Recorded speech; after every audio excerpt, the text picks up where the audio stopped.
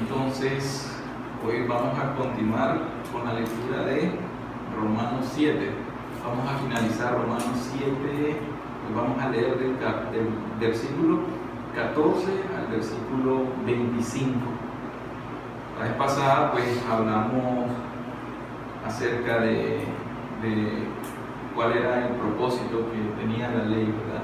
Ahí yo quiero explicar algo que quizás la vez pasada se puede dar un poquito como a prestar confusión en cuanto a que el tema era el propósito de la ley, era darnos convicción del pecado, ¿verdad?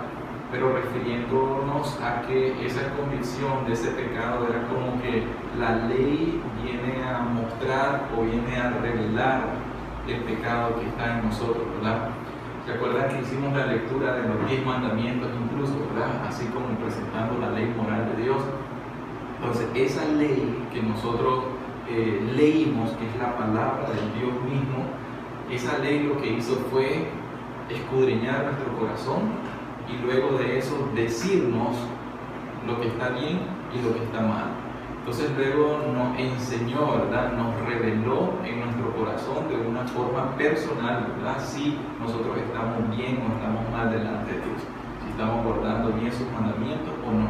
Entonces el propósito de la ley en ese caso pues es revelar o mostrarnos el pecado que hay dentro de nosotros. Pero ciertamente en la Escritura dice que el Espíritu Santo es el que nos da convicción de pecado, nos da convicción de pecado, de justicia y de juicio, ¿verdad? ¿Qué es lo que sucede? Aquí es donde Dios obra de una forma así simultánea. El Espíritu Santo Él es soberano y Él puede obrar de la forma que Él quiera, sin ni siquiera una predicación o sin ni siquiera una Biblia, sin escuchar un mensaje. Él es Dios y Él puede orar como Él quiera, pero conociendo la mente de Dios que está revelada por la Escritura, Él ha determinado una forma en la cual Él obra de manera general y es utilizando su palabra, que es la ley, lo que estábamos hablando, ¿verdad? Entonces, hay algún texto que dice ahí que la palabra es la espada del Espíritu Santo, ¿verdad? Entonces, el Espíritu Santo utiliza la palabra para poder llegar al corazón.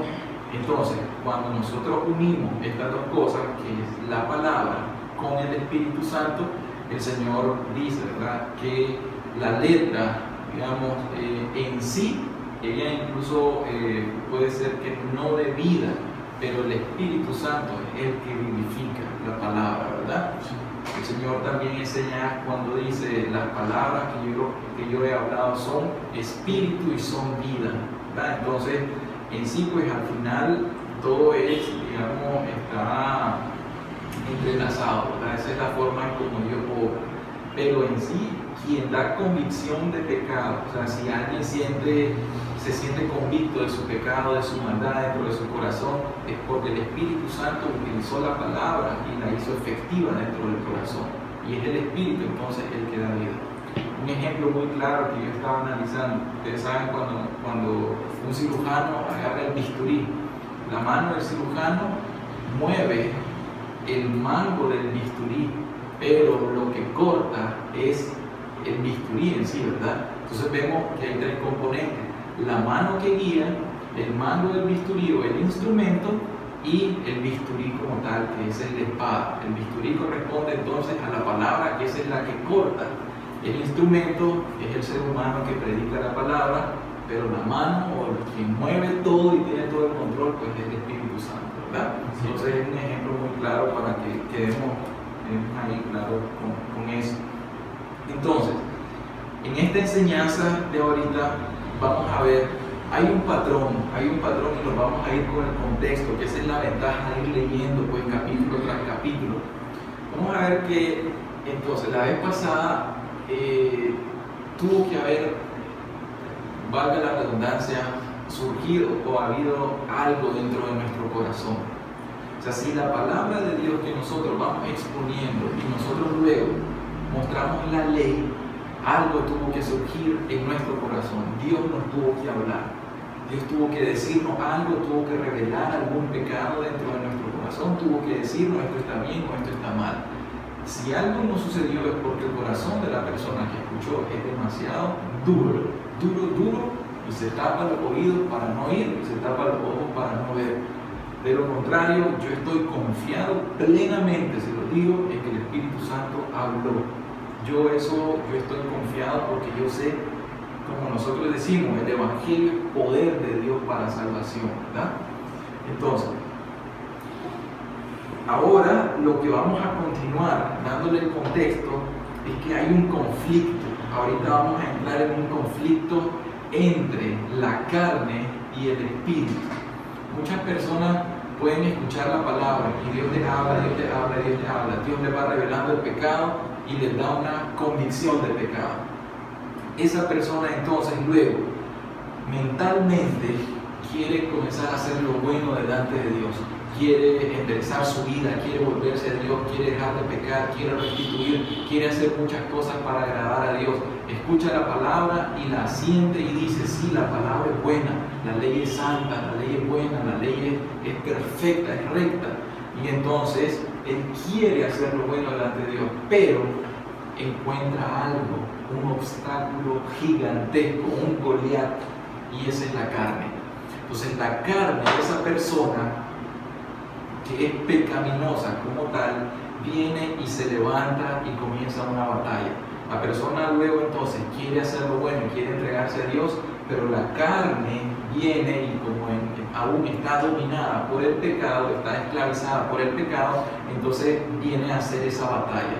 Entonces quiere hacer lo bueno, pero la carne se levanta y viene a hacer lo malo, ¿verdad? Y entonces hay un conflicto ahí que luego llega, y en las palabras ahí del apóstol Pablo, esa persona llega a decir, miserable de mí.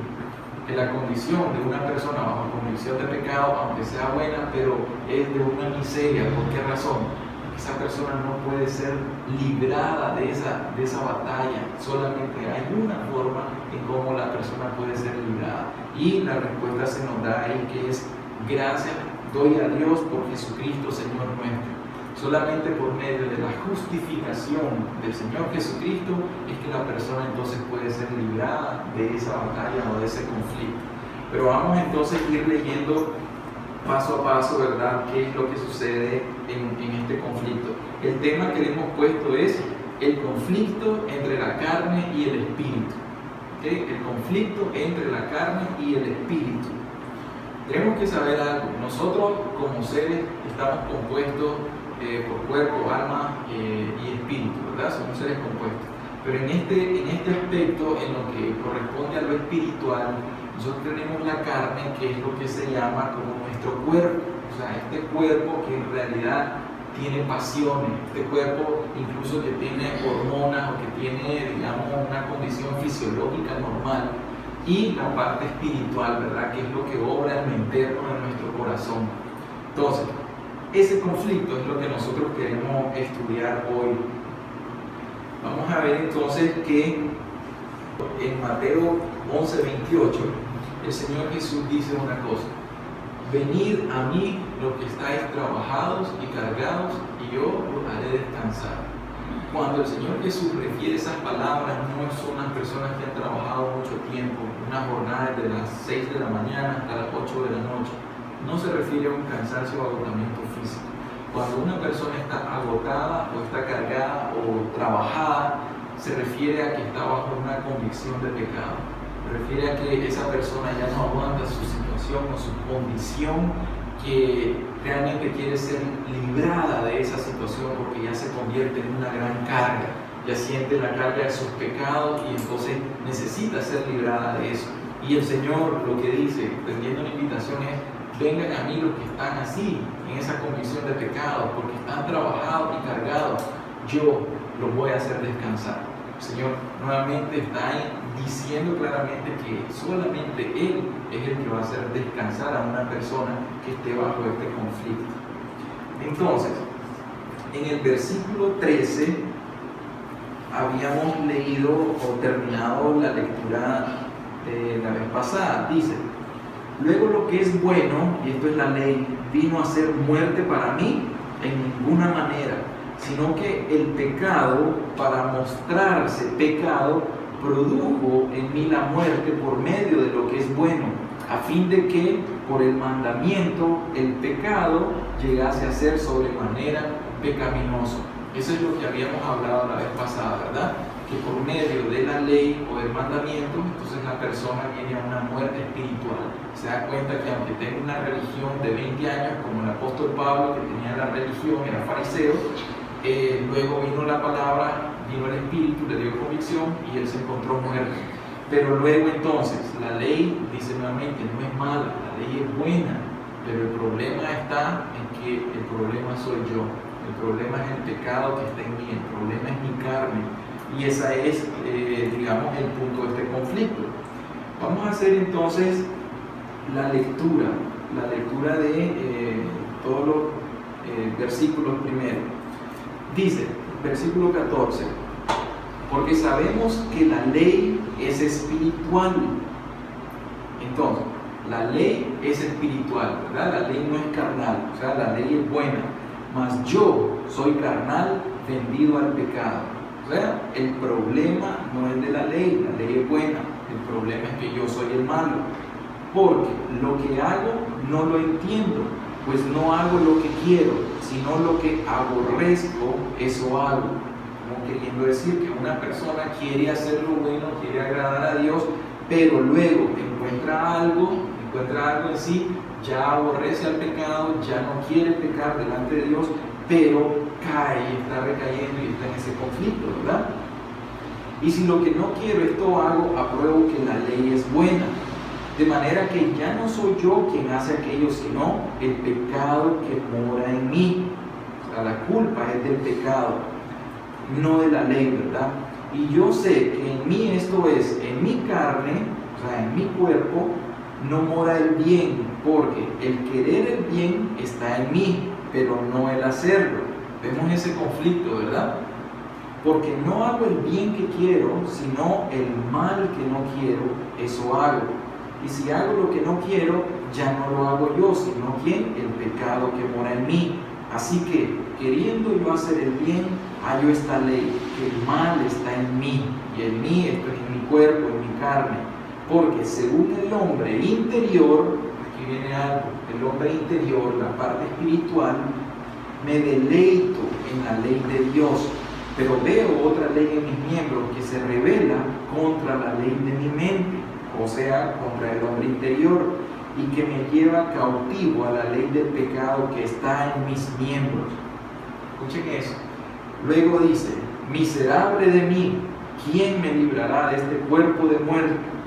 Gracias doy a Dios por Jesucristo, Señor nuestro.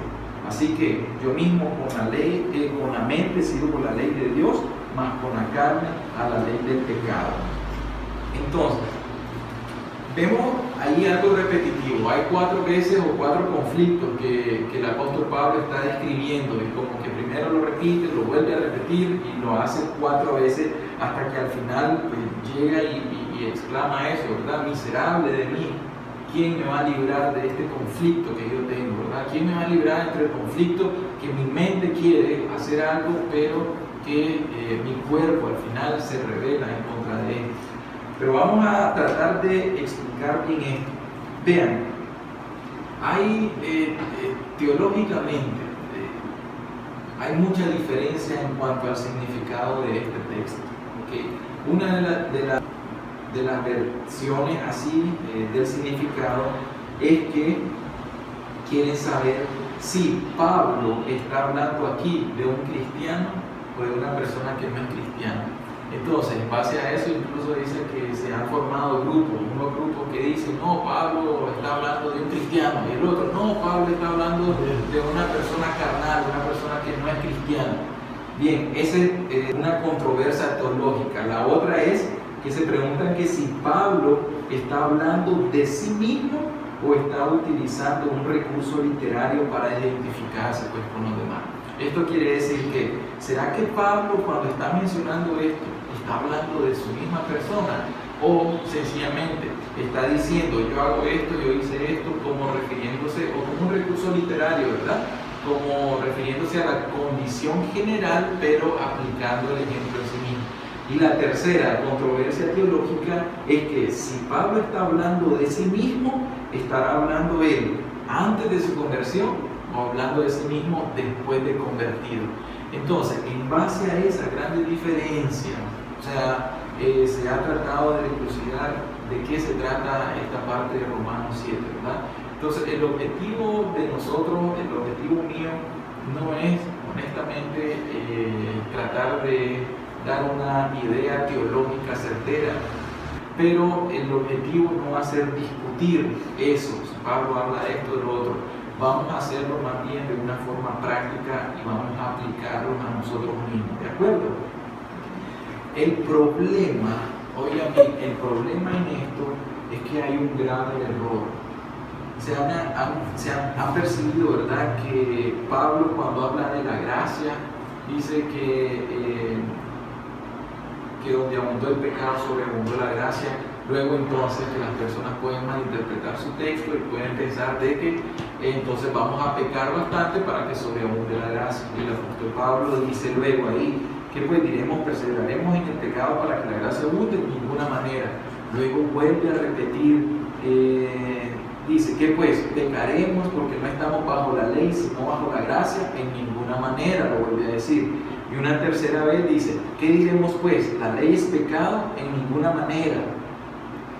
Entonces, las personas pueden utilizar esto y darle un mal contexto. Oigan, si alguno de ustedes ahorita tiene la tentación de decir, bueno, si está escrito entonces ahorita que hay un conflicto y entonces que la persona no puede ser librada del pecado, que la persona quiere hacer lo bueno, pero siempre haya una ley en sus miembros que la lleva cautivo al pecado, entonces justifíquese.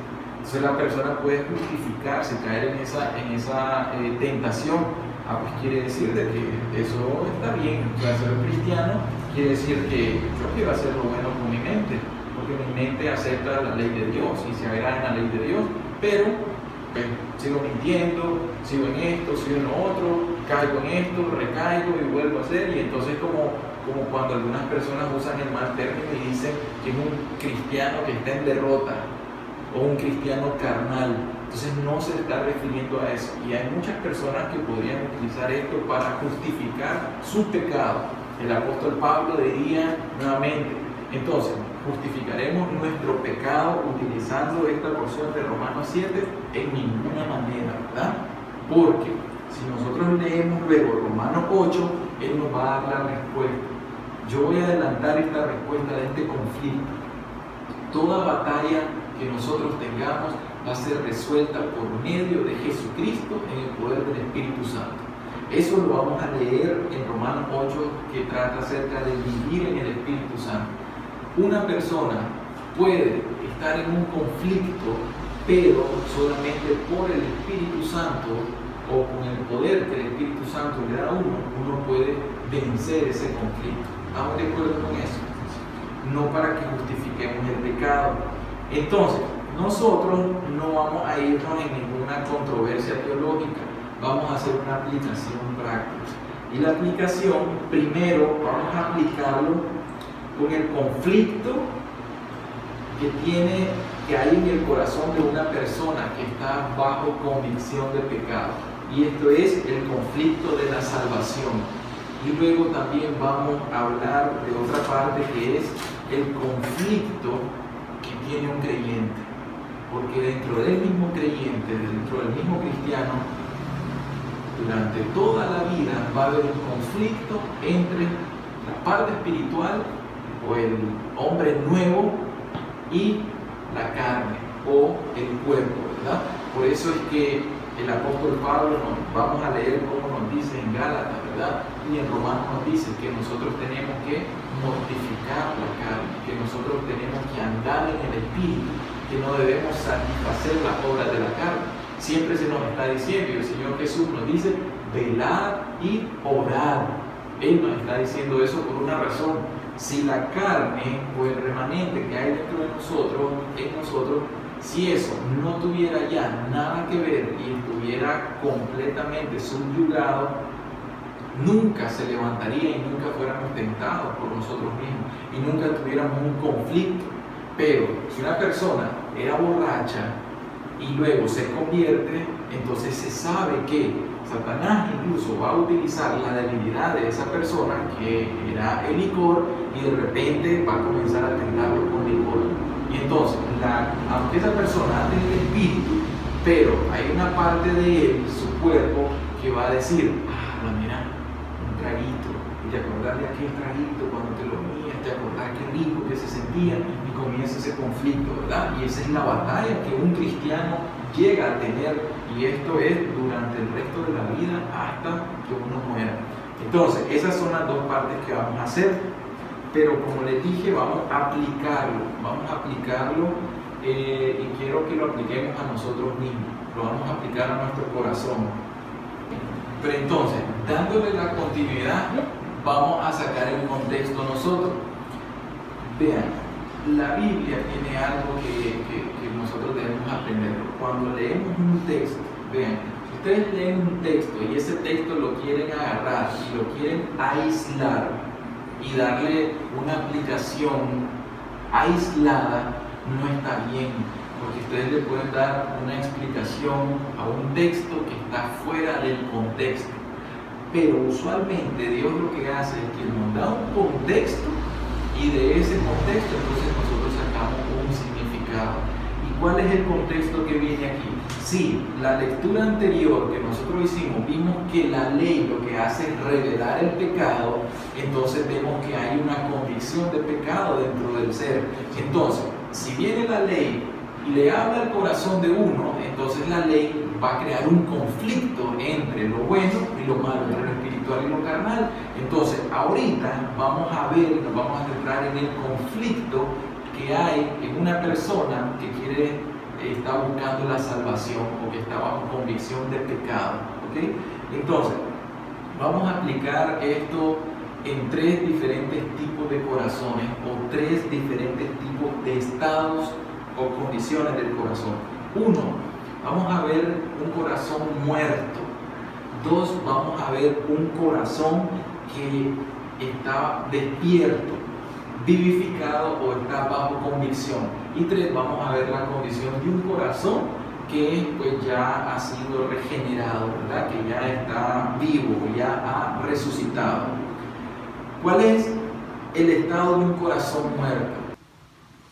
Si nosotros vemos Pablo, el ejemplo que Pablo nos está dando es que él estaba muerto antes que el Señor Jesús se le apareciera camino a Damasco. ¿Por qué? Porque él tenía una religión, él era judío y él era un fariseo, ¿verdad? Él era un maestro de la ley. Sin embargo, una vez que vino la ley viva, él dice, y como estudiamos la vez pasada, él murió.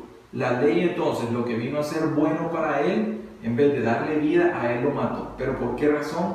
Por el pecado que él tenía. Entonces, el estado de Pablo, antes de entrar en una convicción de pecado, era un estado de un corazón muerto, aunque él tuviera una religión. Vemos el ejemplo de Lázaro. Lázaro tenía 4 días de estar muerto. ¿Cómo estaba el cuerpo ya de Lázaro?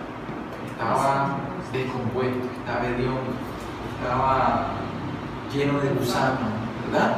Esa es la condición de un cuerpo muerto. Ahora bien, seamos sinceros, Dios conoce cuál es la condición del corazón de un pecador. Sabe que está muerto en sus delitos y en sus pecados. Sabe que tiene el entendimiento entenebrecido. Entonces, así como Lázaro estaba muerto, así es el corazón de una persona que tiene un corazón muerto. Ahora, apliquémoslo con estos ejemplos, que son ilustraciones.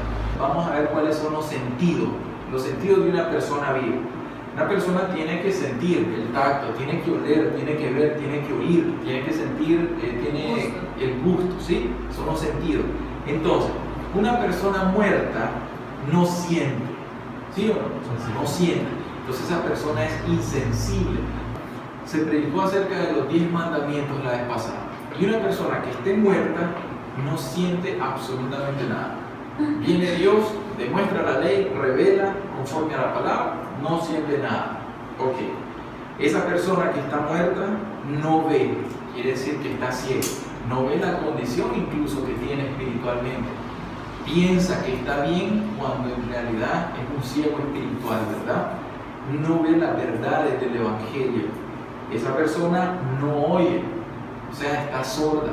El Señor viene y le habla el corazón y le habla conforme a la palabra. La ley quiere revelar el pecado, pero está como que se tapa los oídos, no escucha la palabra ni la voz de Dios. Esa persona tampoco habla, o sea, esa persona está muda. Y quiere decir esto, que esa persona, las oraciones, quizá pueda orar, pero como decía el Señor, ¿verdad? En la parábola del fariseo y el publicano, ¿qué dice el fariseo? Y orando consigo mismo. Entonces esa persona incluso no puede ni siquiera adorar a Dios en espíritu y en verdad. Y esa persona tampoco puede oler. Y hay un tipo de olor que ese es el olor de vida para vida. Y hay un olor que es de muerte para muerte. Entonces esa persona no puede oler ese olor que es de vida. Por lo tanto, la condición de una persona en el estado de un corazón muerto tiene eso. O sea, no tiene signos vitales, no tiene presión arterial, no tiene temperatura, no tiene pulso. Está completamente muerta, ¿verdad? Esta es la condición de una persona pecadora que no está bajo convicción de pecado. Una persona que no ha sido despertada, que no ha sido avivada, que aunque ha escuchado la palabra, que aunque ha visto testimonio, que aunque ha leído la Biblia, pero es como que no siente absolutamente nada al respecto. Se le habla del sacrificio del Señor Jesucristo y ni siquiera se conmueve en su corazón, no le da absolutamente nada. Se le puede decir en su misma cara: vos crucificaste a Cristo por tus pecados, Él murió, y lo asiente con su mente, pero ni siquiera siente absolutamente nada en su corazón. Efesios 2:1 dice: y Él os dio vida a vosotros cuando estabais muertos en vuestros delitos y pecados. Mientras una persona está en sus delitos y está en sus pecados, y esto es en la práctica habitual de sus pecados, entonces esta persona, ¿cómo está? Muerta. Eso dice la Escritura, ¿verdad?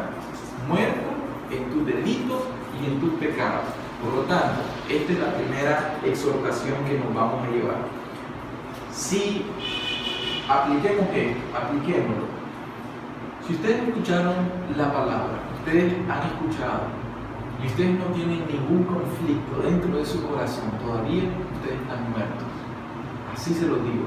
Si ustedes escucharon los 10 mandamientos y saben que están quebrantando uno o dos mandamientos, pero no sienten absolutamente nada, no se conmueven, entra por aquí, sale por aquí, ni le va ni le viene, y tampoco hacen nada al respecto, están completamente muertos, están fríos, el corazón está sin palpitar, está en una condición muerta en sus delitos y en sus pecados.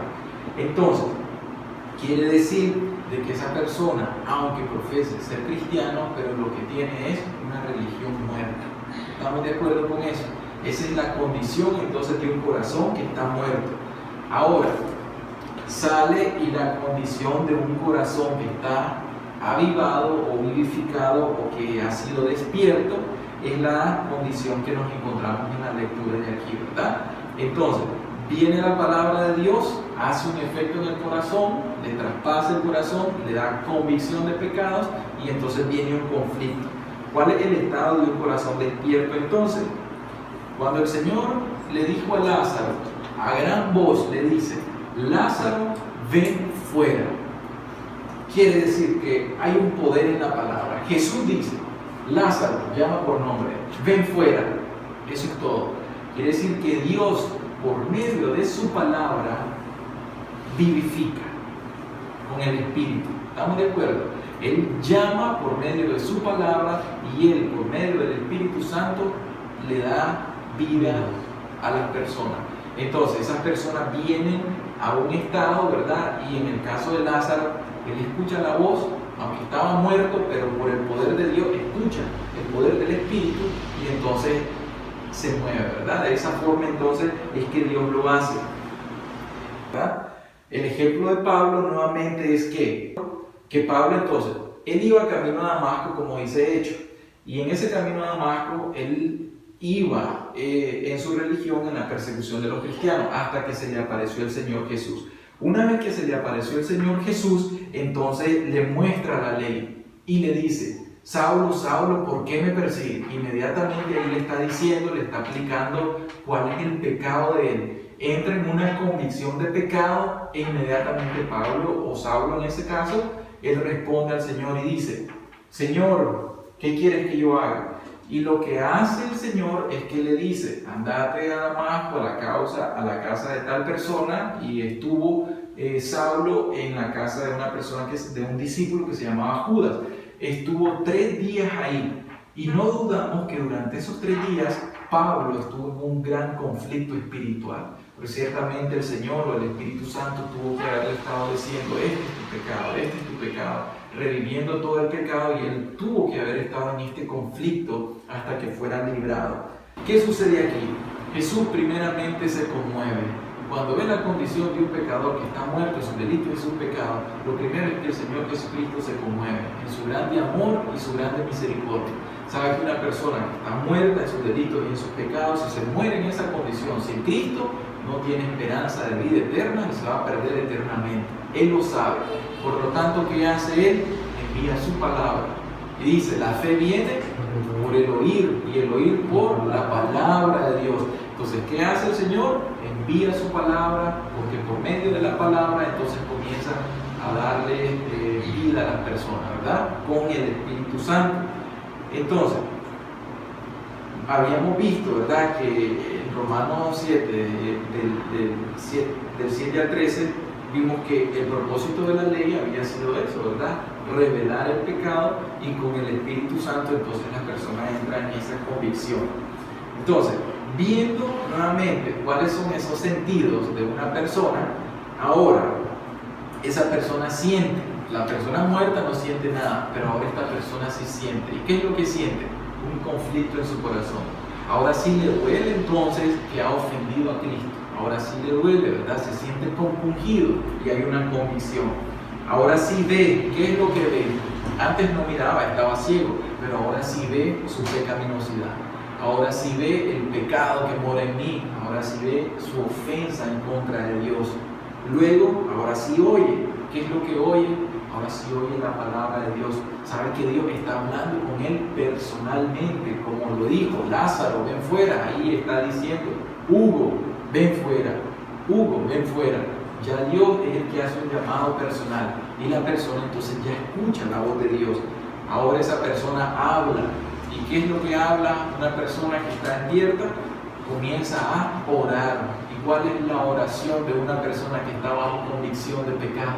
Señor, ten misericordia de mí. Como lo dijo el publicano: sé propicio a mí, un pecador. Señor, ayúdame porque no puedo. Y entonces de esa forma comienza a hablar con Dios, ¿verdad? Esas son las primeras oraciones de este conflicto espiritual. Y ahora entonces sí tiene el olfato. Ahora sí puede oler y huele y percibe que hay un principio de vida espiritual. Entonces eso es lo que sucede con una persona que tiene un corazón que ha sido despertado, ¿verdad? Y en esto es el enfoque, que es el conflicto de la salvación. Ahora, leamos en Gálatas 5:17. En este conflicto de la salvación vamos a encontrar entonces que hay una lucha entre la carne y una lucha entre el espíritu. Entonces estos dos se están oponiendo entre sí, como lo dice Gálatas 5:17. Dice: porque el deseo de la carne, el deseo de la carne, de este cuerpo carnal, es contra el espíritu, y el del espíritu, o el deseo del espíritu, es contra la carne. Y estos dos, ¿qué? Se oponen entre sí para que no hagáis lo que quisieres. Ese es el conflicto de Romanos 7. Que el deseo de la carne es contra el espíritu, y el deseo del espíritu es contra la carne, y estos dos están en un conflicto, en una lucha, en una guerra espiritual, porque estos dos se oponen entre sí, ¿verdad? Para que la persona no haga lo que quiere, ¿verdad? Él con la mente quiere y adora la ley de Dios, pero con su cuerpo, con la carne, entonces esta persona hace lo contrario. Entonces, vemos ahí, ¿verdad?, que Romanos 8:7 también nos habla acerca de esto. Por cuanto los designios de la carne, Por cuanto los designios de la carne son enemistad contra Dios. ¿Por qué? Porque no se sujetan a la ley de Dios, ni tampoco pueden. Aquí hay algo que nosotros debemos de saber. Hay una enemistad entonces entre la parte del espíritu y la parte carnal. Pero aquí nos está diciendo Romanos que estos designios que son de la carne, ¿cuáles son los designios de la carne? El adulterio, la fornicación, la lascivia, la codicia, la inmundicia, todos esos designios de la carne, ellos están vivos todavía, tienen que perecer, y eso solamente es por medio de un arrepentimiento verdadero, ¿verdad? Y por medio de una fe genuina en el Señor Jesucristo. Pero estos designios son enemistad contra Dios y ellos no se sujetan a la ley de Dios. Por eso es que Dios quiere venir a obrar, Dios quiere salvar a la persona, pero como esa persona todavía está carnal, está en su carne, entonces viene y esos designios se levantan y están actuando en contra de Dios, ¿verdad? Pero el problema aquí hay algo que dice que no se pueden sujetar a la ley de Dios. Y vamos a ser claros en esto. Una persona en su carne, una persona con su esfuerzo, en su fuerza, nunca va a poder hacerlo. Realmente la persona no puede hacerlo porque tiene una naturaleza pecaminosa. Necesita una cosa. ¿Saben qué es lo que necesita? Necesita el Espíritu Santo.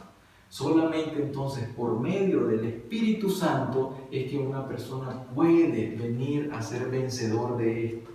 Y esto lo conlleva a alguien a que esté tratando de hacer lo bueno y se encuentra en ese conflicto. Pero yo quiero convertirme, pero yo quiero la salvación, pero yo quiero agradar a Dios, pero cae y sigue intentando y cae. Entonces esa persona necesita algo, y en realidad, si nosotros lo vemos, tiene que nacer de nuevo.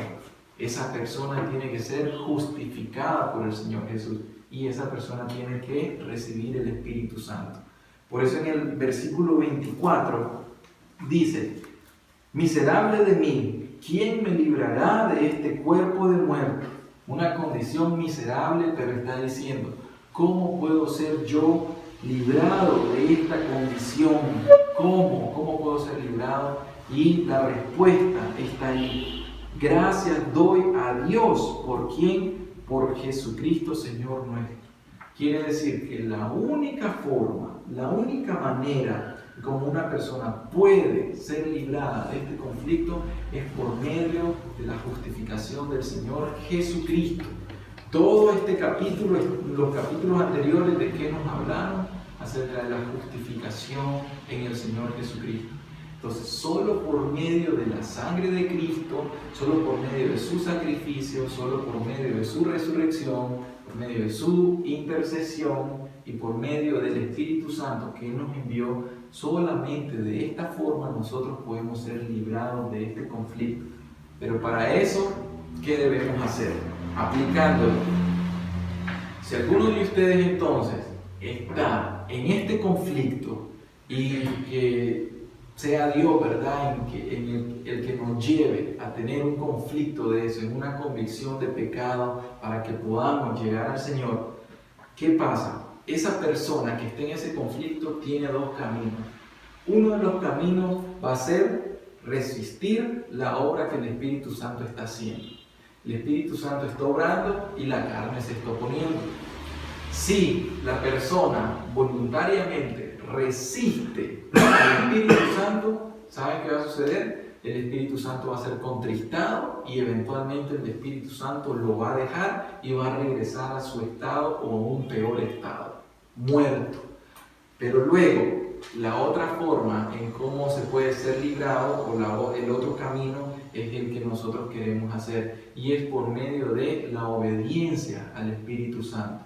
Entonces, si ustedes han sentido ese conflicto, la palabra de Dios les ha hablado, ustedes dicen realmente yo estoy mal delante de Dios, y sienten que quieren hacer lo bueno, pero luego hayan esa otra ley que los lleva cautivos a hacer lo malo, ¿quién los va a librar de eso? Hay una forma en cómo lo pueden hacer, y es por medio de la obediencia a Dios. Eso quiere decir, uno, que tienen que poner por obra la palabra. Tienen que poner por obra lo que han escuchado. Si el Señor ha sido tajante con usted y le dice, esto es lo que me está ofendiendo, esto es lo malo, esto es lo que te mantiene esclavizado a tu pecado, tenés que dejar esto, entonces tienen que ser diligentes, que es la segunda cosa. Diligencia quiere decir que si hoy mismo Dios está pidiendo algo, Dios mismo le está hablando algo hoy mismo tienen que obedecer, hoy mismo tienen que poner por obra. Si ustedes están posponiendo, que el término ahí teológico es procrastinando, si ustedes están procrastinando, están posponiendo, están dándole larga, entonces eventualmente resistirán al Espíritu Santo. Y lo otro es que deben de tener fe. Y fe quiere decir que sean, tengan un corazón abierto. Dios está dispuesto para ayudarnos. Jesucristo está dispuesto para ayudarnos. Y Él nos ha dado la promesa del Espíritu Santo, que no vamos a tener una batalla nosotros. Cuando somos cristianos no tenemos la batalla por nuestra carne, sino que nosotros hacemos morir las obras de la carne. ¿Por quién? Por el Espíritu. Por el Espíritu nosotros hacemos morir las obras de la carne. Y tenemos un conflicto espiritual y no lo hacemos en nuestro poder, sino que lo hacemos en el Espíritu. Lo hacemos por medio del Señor Jesucristo. ¿De acuerdo? Entonces, yo lo que les digo a ustedes, ¿verdad? Es que si han sentido, ¿verdad?, una convicción de pecado, porque Dios habla, si han sentido una convicción de sus pecados y ustedes se encuentran en un conflicto, tienen que ser diligentes, tienen que poner por obra y tienen que confiar, tienen que poner toda su confianza en el Señor Jesús, y solamente de esa forma es que ustedes van a poder ser librados de ese conflicto. Bien, y ya para terminar, en el tercer punto, vamos a ver también qué más sucede, ¿verdad? Aquí hay un conflicto que ya vimos, ¿verdad? Que es un conflicto de una persona pecadora, pero que ha sido despertada por el Señor por medio de su palabra. El Espíritu Santo ha hablado a su corazón, pero luego entonces el tercer estado del corazón, o la tercera condición de un corazón, es la condición de un creyente, o la condición de una persona que ya ha resucitado. Es una vez que ya Lázaro salió, ¿verdad?, de la tumba, y ahora ya Lázaro resucitó. Ya no estaba en el proceso, sino que ahora resucitó, ya está vivo. Ese entonces es el estado, la condición de un creyente. Dice, ¿verdad?, que tenemos que saber algo. Esto es para los creyentes. Un verdadero cristiano tiene que saber algo, tiene que reconocer algo. Entre más una persona se acerca a Dios, entre más cerca esté de Dios, más va a ver la grandeza de la santidad de Dios. Yo siempre pongo este ejemplo. Si ustedes, digamos, se acercan o se aproximan más a la luz del sol, ¿qué creen que es lo que va a suceder? Cuando uno se aproxima más a la luz del sol, hay mayor claridad. Quizás cuando estamos nublados y digamos hay muchas nubes, uno está nublado, a veces uno se baña, digamos así, pero no se limpió bien y hay algunas suciedades, ¿verdad? Pero como está nublado, no puede ver esa suciedad. Pero cuando se aproxima más a la claridad o a la luz potente del sol, se va resplandeciendo más y uno va diciendo, oye, pero mi mano es tan sucia, ¿y de qué me llené? Y de repente luego una persona dice, oye, pero aquí, ve, tengo esto sucio, ¿de qué me llené? Tenemos que ser claros de esto. La santidad de Dios es demasiado inmensa. Y dice que Dios, ni siquiera las estrellas son limpias delante de los ojos de Dios. Y quiere decir que Dios es demasiado santo, que en realidad, si nosotros... Habacuc es otro mensaje así muy hermoso, en Habacuc.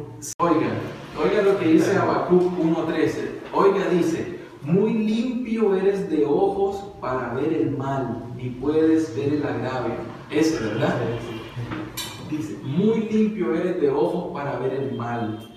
A veces nosotros incluso como cristianos podemos caer en cierto error. Pensar de que nosotros ya... ¿Habacuc qué? Habacuc 1:13.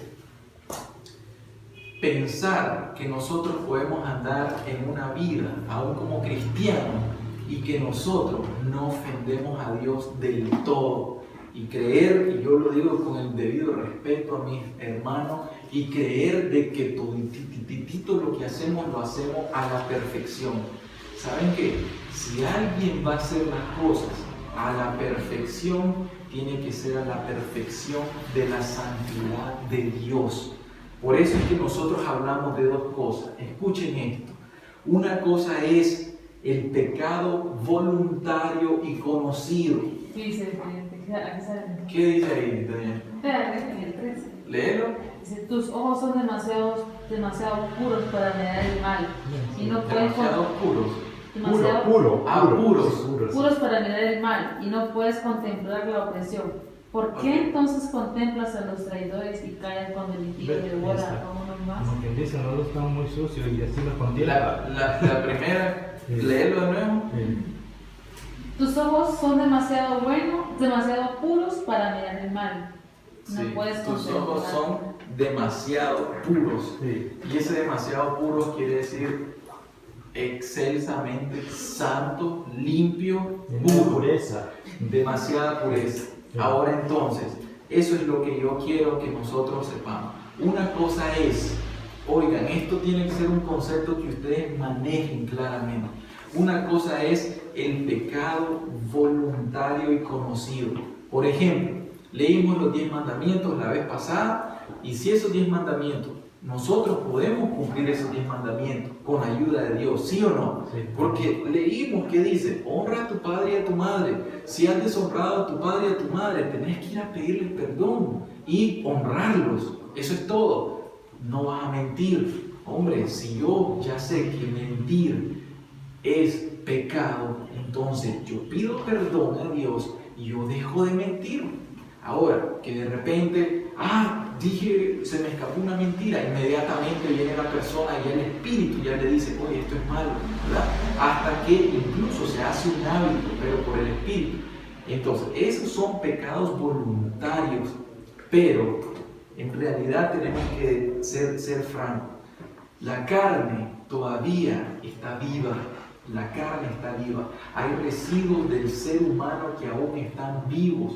Hemos sido regenerados, nuestro corazón es transformado, tenemos ahora una vida espiritual, estamos en Cristo, pero está la lucha. Ahora, ¿por qué el Señor dice entonces, velad y orad para que no entren en tentación? Luego, ¿qué dice el Señor? El espíritu está dispuesto, pero la carne es débil. Entonces, si realmente nosotros, el cristiano, no tuviera un conflicto con su carne, para que entonces el Señor Jesús nos dijo que tenemos que estar velando y orando, para que entonces se nos manda que tenemos que mortificar a la carne. No se nos mandaría eso, ¿verdad? Porque entonces, si no fuera así, quiere decir que nosotros nos echamos a dormir y ya estamos en la perfección y nunca nos va a suceder nada. Incluso tenemos entonces que saber que hay una batalla y esa batalla va a durar toda la vida. Hay un conflicto en el cristiano y ese conflicto va a durar toda la vida. Pero es un conflicto santo, es un conflicto necesario, es un conflicto que Jesús mismo tuvo. ¿Por qué razón? Porque no que su carne o que en su carne morara el mal, porque Él ha sido la única persona, ¿verdad?, que ha pisado la tierra, que ha sido, digamos, sin pecado, santo, ¿verdad?, perfecto en obediencia en todo. Pero fue tentado ¿por quién? Por Satanás. Fue tentado por Satanás 3 veces en el desierto, dice. Y en Getsemaní Él fue tentado nuevamente por Satanás y tuvo debilidad en su cuerpo, en su humanidad. Nosotros entonces tenemos que saber que si nuestro maestro fue tentado, nosotros también vamos a ser tentados y la tentación va a traer un conflicto. Pero el asunto está aquí en que si nosotros estamos recayendo en un pecado o en un patrón de pecaminosidad, entonces eso quiere decir que nosotros estamos esclavizados a un pecado. Y entonces es diferente lo otro, que incluso en el Antiguo Testamento se habla acerca de pecados de hierro. Quiere decir que puede ser de que alguno de nosotros cometa algo, le podemos llamar un error, pero que en realidad delante de Dios y de su santidad es un pecado, pero nosotros ni siquiera nos estamos dando cuenta que eso es pecado. Y al final, ¿qué sucede? Pues, seamos francos, puede ser, y lo vamos a decir así, puede ser que una persona sea un poco áspera al hablar, y esa persona entonces al final no se da cuenta de que eso está malo, ¿verdad? Y le habla un poco áspero a su esposa, incluso a su hijo. Y esa persona puede decir, no, eso no hay problema por eso. Pero puede ser de que el Señor, cuando dice en la Biblia, ¿verdad?, que tenemos que hablarle, que tratar a nuestras mujeres como vaso frágil, puede ser que el Señor eso lo vea como pecado incluso. Pero como ahorita no hay una convicción, ¿verdad?, en el corazón de que eso es pecado, pues la persona está justificada por el Señor Jesucristo, ¿verdad? Entonces, sí tenemos que balancear esa parte, tenemos que aprender a balancearlo. Pero entonces vean, ¿cuáles son las características de un cristiano? Las características de un cristiano es que ya no pertenece a su padre anterior. ¿Quién era el padre anterior de todos los cristianos? Satanás. ¿Sí? Vosotros sois de vuestro padre, el diablo. Y entonces hacen las obras de vuestro padre, el diablo. Eso está descrito en Juan 8:44. El Señor Jesucristo lo dice. Ya entonces, ya nuestro Padre es Dios, ya no es Satanás. Segundo, ya no ama al mundo. El cristiano, entonces, en primera de Juan 2:15, ya el cristiano ya no ama al mundo. Puede ser que el mundo, porque estamos en este mundo, venga y quiera traernos. Puede ser que a alguien le gustaba la música y de repente comienza a escuchar música y entonces la carne quiere seguir escuchando música. Y vienen los recuerdos de cuando andaba en la fiesta, en el bacanal y todo eso. Pues ese es un conflicto que el que no lo tenga, por favor, que no, es un ángel, no vive en este mundo en realidad, ¿verdad? Y luego dice que entonces sí ha dejado de ser un esclavo del pecado. El pecado ya no se enseñorea más de él. Esto sí es algo que tenemos que estar claro. Pero que aún está sujeto a la capacidad del engaño del pecado. Puede ser atraído por los encantos del pecado y Satanás maquina la forma de cómo querer hacerlo caer.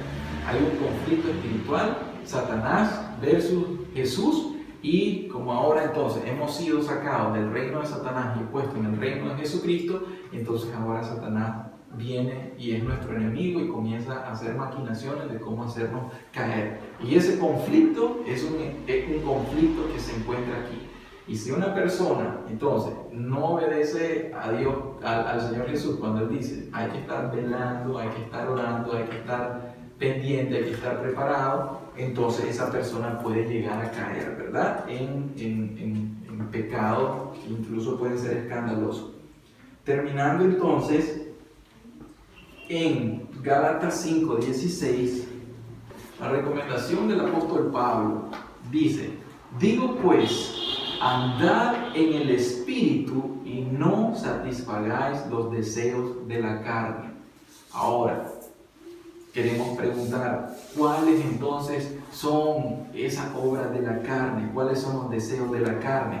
Leamos por favor en el versículo 19 y dice: manifiestas son las obras de la carne, que son adulterio, fornicación, inmundicia, lascivia, idolatría, hechicería, enemistades, pleitos, celos, iras, contiendas, disensiones, herejías, envidias, homicidios, borracheras, orgías y cosas semejantes a estas, de las cuales el apóstol Pablo dice: os amonesto, como ya se los he dicho antes, que los que practican tales cosas no heredarán el reino de Dios.